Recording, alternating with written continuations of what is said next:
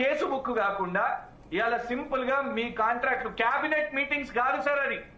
మొన్న జరిగిన cabinet meeting వీళ్ళిద్దరి మధ్యలో జూపల్లి కృష్ణారావు గారు అండ్ రేవంత్ రెడ్డి గారి ఈ డిస్టిలరీస్, ఈ హోలోగ్రామ్, ఈ పంచాయతీలో తెలిసి దీని గురించి జరిగింది కమిషన్స్ మీటింగ్.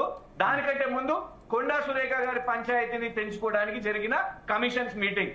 అసలు నిజంగా సాధ్యమైతే వీళ్ళ క్యాబినెట్ మీటింగ్లు లైవ్ ప్రొసీడింగ్స్ జరగాలి. తెలుస్తుంది, అసలు బయటపడుతుంది ఏమేం కమిషన్ల చర్చలు జరుగుతున్నాయా, ఏం కమిషన్ల పంపకాలు అవుతున్నాయా. రాష్ట్ర ప్రజలకు తెలిసే బాధ్యత లేదా, వాళ్లకు నైతిక హక్కు లేదా, వీళ్ళకి చెప్పే ఆ రెస్పాన్సిబిలిటీ ఈ ప్రభుత్వానికి లేదా.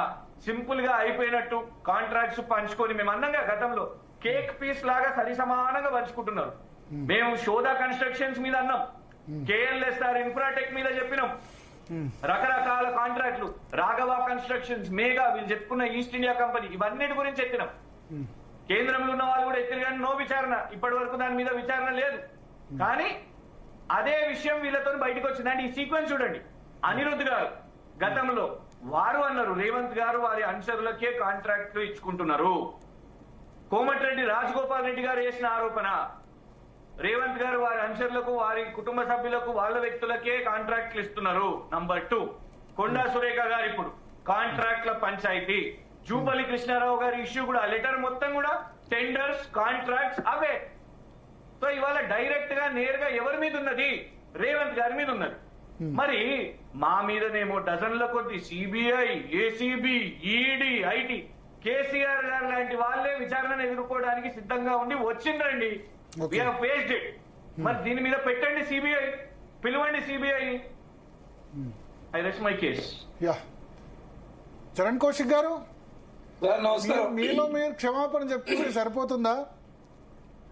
చాలా ఆరోపణ చేశారు. ఒక మంత్రి కుమార్తె ముఖ్యమంత్రి మీద ఆరోపణ చేశారు డైరెక్ట్ గా లైవ్ లో, అన్ని ఛానల్స్ ఉండగా. సార్ ఇక్కడ బీఆర్ఎస్ పార్టీ ఇప్పుడు పెద్ద పెద్ద మాట వాళ్ళ ఆ ఓఎస్డీని సస్పెండ్ చేశారు. ఎందుకు సస్పెండ్ చేశారు? ఏంది కారణం ఏంటి? అతన్ని అరెస్ట్ చేసేందుకు పోయారు కదా, ఇప్పుడు మరి అరెస్ట్ చేశారా చేయలేదా? సార్ ఇక్కడ చాలా స్పష్టంగా అంటే కాంగ్రెస్ పార్టీలో ఏదన్నా పంచాయతీ కావాలని చెప్పి బీఆర్ఎస్ పార్టీ కోరుకుంటుందా? అసలు ఏంది మీ బాధ ఏంది అర్థం కాని పరిస్థితి అది. అరే వీళ్ళు డైనింగ్ టేబుల్ మీద కూర్చొని నిర్ణయాలు తీసుకు క్యాబినెట్ సమావేశం నిర్వహించి, ఫామ్ హౌస్లలో క్యాబినెట్ సమావేశం నిర్వహించి, ఇక్కడ సెక్రటరీ లో మీడియా ముఖంగా కావచ్చు, మీడియా ముఖంగా క్యాబినెట్ జరిగిన సమావేశం ఏం జరిగిందో చాలా స్పష్టంగా మంత్రులు బయటకు వచ్చి వెల్లడించారు. ఏమన్నా ఆ రోజు ఎవరికైనా మంత్రులు స్వేచ్ఛ ఉందా అన్నాడు బీఆర్ఎస్ ప్రభుత్వంలో? ఎవరికన్నా ఒక్క మంత్రి అన్నా కనీసం ప్రభుత్వం గురించి మాట్లాడే వ్యతిరేకంగా కాంగ్రెస్ ప్రభుత్వంలో ఇప్పుడు డెక్కన్ సిమెంట్స్ ను బెదిరించారు, ఆ బెదిరించింది ముఖ్యమంత్రి ఆఫీసులో అని చెప్పి కొండా సుస్మిత ఆరోపించారు కదా. సో దానికి ఎవరో ఒకరు జవాబు చెప్పాలి కదా. సార్ సుష్మిత గారి కాంగ్రెస్ పార్టీ ఏం సంబంధం? మా కాంగ్రెస్ పార్టీ మెంబర్షిప్ ఉందా? మెంబర్షిప్ ఉందా? మంత్రి కూతురు సార్, మంత్రి కూతురు అయితే మాత్రం మంత్రి కూతురు మరి ఇప్పుడు ఆమె ఆరోపణ చేశారు, దానికి రెస్పాండ్ కావాలి కదా అంటారు. రెస్పాండ్ కాదు. దయచేసి కల్వకుంట్ల కవిత గారు మాట్లాడి, ఆమె బీఆర్ఎస్ పార్టీలో మెంబర్షిప్ ఉన్నది, ఎమ్మెల్సీ చేసింది, ఎంపీ చేసింది, ఓడిపోయింది. ఆమె మాట్లాడే మాత్రమే బీఆర్ఎస్ పార్టీ స్పందించదు. కాలేజీ ఆగండి సార్, మీరు మధ్యలో రావద్దు. ఇక మీరు అయిపోయింది, మీరు మాట్లాడినప్పుడు మీరు మాట్లాడే, దయచేసి మధ్యలో రావద్దు. ఇక మీరు రావద్దు, మేము మాట్లాడే వరకు మా టైం మీరు కిల్ చేయదు.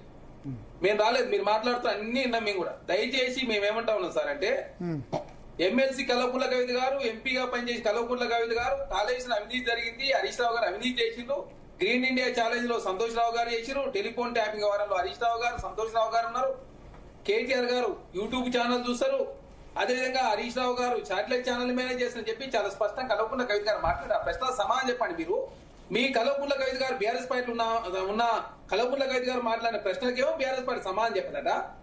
కల్వకుంట్ల అదేవిధంగా సుష్మిత పటేల్ కాంగ్రెస్ పార్టీ సంబంధం లేదు, మేము చెప్పింది కాదు. కొండమురళి గారు చాలా స్పష్టంగా చెప్పారు కాంగ్రెస్ పార్టీలో కాంగ్రెస్ సంబంధం లేదు. బట్ ఇప్పుడు ఆమె వెల్లడించిన వివరాలు కాంగ్రెస్ పార్టీ కాకపోయినా కామన్ సిటిజన్ ఎవరు చెప్పినా సరే ఆ విషయంలో ఏదో ఒక యాక్షన్ ఉండాలి కదా. ఆ విషయంలో ఆమె గన్ పెట్టి బెదిరించలేదు, గన్ పెట్టి అసలు అప్పటివరకు తెలియదు ఎవరికి గన్ పెట్టి బెదిరించారని చెప్పి. ఇంకొకటి రెండోది, ఇప్పుడు సుమంత్ అనే వ్యక్తిని ఎందుకు తీసేశారు అది చెప్పాలి కదా కారణం. డెక్కన్ సిమెంట్ వాళ్ళు కేసు పెట్టినారు, మీరు చెప్పండి. ఈ గన్ను పెట్టి బెదిరించినప్పుడు వాళ్ళు కేసు పెట్టాలి కదా. వాళ్ళెవరో మాట్లాడకపోతే వాళ్ళని సమాధానం ప్రభుత్వం చెప్తారు. ఇప్పుడు సుమంత్ అనే వ్యక్తిని మరి ఎందుకు తీసేశారు? దాని రీజన్ చెప్పాలి సార్. తను పొల్యూషన్ డిపార్ట్మెంట్ లో కాంట్రాక్ట్ ఎంప్లాయ్.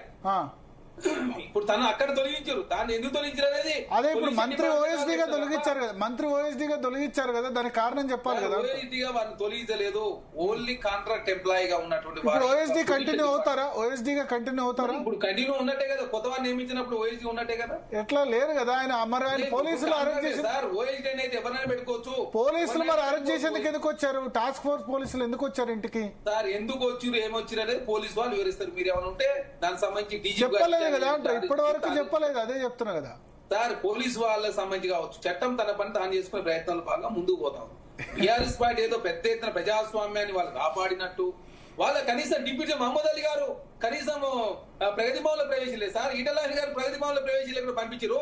కాంగ్రెస్ పార్టీలో స్వేచ్ఛ తప్పు. ఇప్పుడు స్వేచ్ఛ ఉంది కాబట్టి ప్రజాస్వామ్యంలో నేను ఇప్పుడు టాస్క్ ఫోర్స్ పోలీసులు ఎందుకు కొండా సురేఖ గారి ఇంటికి పోయినట్టు, ఎందుకు అరెస్ట్ చేయాలని చూసినట్టు, దాన్ని ఎందుకు సుస్మితా పటేల్ ప్రతిఘటించినట్టు, మళ్ళీ ఇప్పుడు సుమంత్ మరి అరెస్ట్ ఎందుకు చేయలేదు?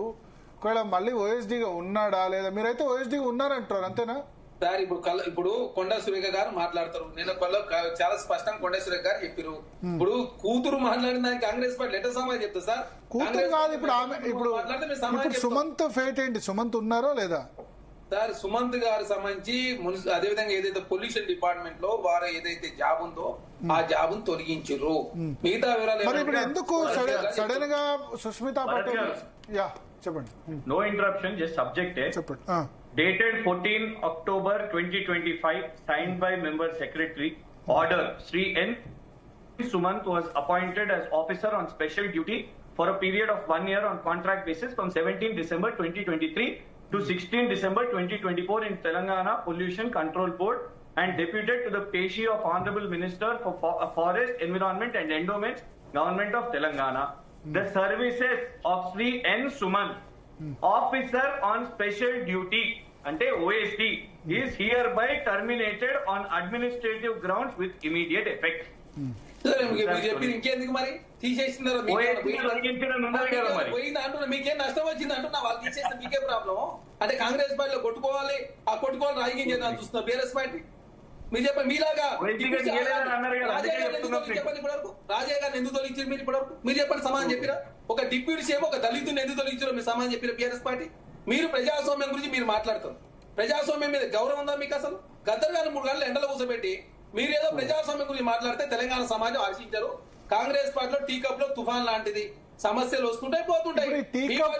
తుఫాను సృష్టించింది ఒక నిమిషం, ఇది తుఫాన్ అయింది మీరే, మళ్ళీ టీ కప్పు చేసింది, టీ కప్ లో తుఫాన్ అని చెప్పినది మీరే. ఇప్పుడు ప్రజాస్వామ్యంలో ఒక్కొక్కరికి ఒక్కొక్క బట్ పబ్లిక్ ఆన్సరబుల్ కదా అంటే ఇంత పెద్ద అలిగేషన్ వచ్చినప్పుడు డెక్కన్ సిమెంట్స్ అట్లా బెదిరించారు, ఆరోపించారు అని చెప్పినప్పుడు వాళ్ళకి 100 కోట్ల సెటిల్మెంట్ అది ఇదని వార్తలు వచ్చినప్పుడు దాని మీద పెట్టి ఇది జరిగింది ఇది జరిగిన మిస్టేక్ అని ఎవరో ఒకరు చెప్పాలి కదా. ఓన్లీ క్షమాపణ కొండా సురేఖ చెప్తే అది కాకుండా, ఎందుకంటే డైరెక్ట్ గా సీఎం ను వాళ్ళ కుటుంబం మీద ఆమె ఆరోపణలు చేశారు. చేసిన తర్వాత చేసిన ఆరోపణలు తప్పని ఆమె చెప్పారు. ఓకే, ఇప్పుడు మీరు కొండా సురేఖ గారిని అడగాల్సిన ప్రశ్నలు కొండా సురేఖ గారిని అడగకుండా నన్ను అడిగితే ఎట్లయితుంది? అది కాదు, దయచేసి మంత్రి గారు కదా అంటారు. కొండా సురేఖ గారు నాకు దొరికితే అడిగా.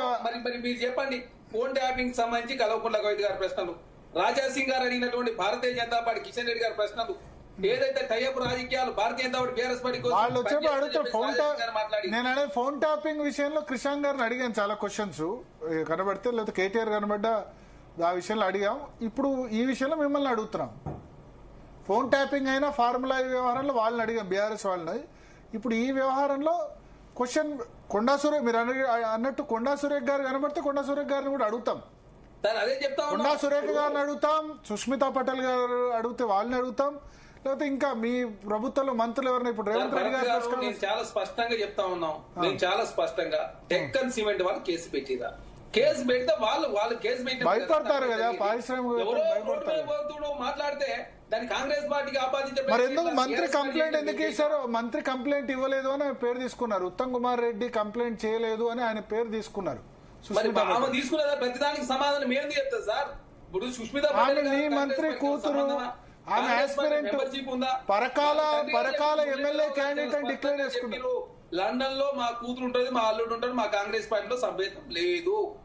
ఆమె ఏం మాట్లాడింది నేను చూడలేదు. ఆమె మాట్లాడి ఉంటే నేను అట్లా మాట్లాడి ఉండేది కావద్దు అని చెప్పి చాలా స్పష్టం సురేష్ గారు చెప్పారు కదా.